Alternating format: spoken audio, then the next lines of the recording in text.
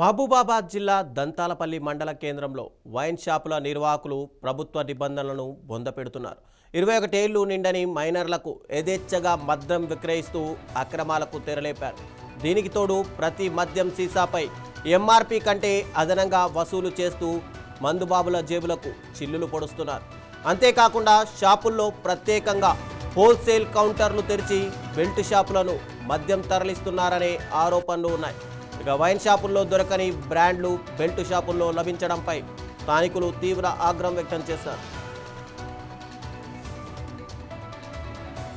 ఆబ్కారీ శాఖ అధికారులు మౌనం వహించడంపై పలు అనుమానాలు వ్యక్తమవుతున్నాయి. ఇప్పటికైనా ఉన్నతాధికారులు స్పందించి దంతాలపల్లి మద్యం షాపుల అక్రమాలపై కఠిన చర్యలు తీసుకోవాలని స్థానికులు డిమాండ్ చేస్తున్నారు.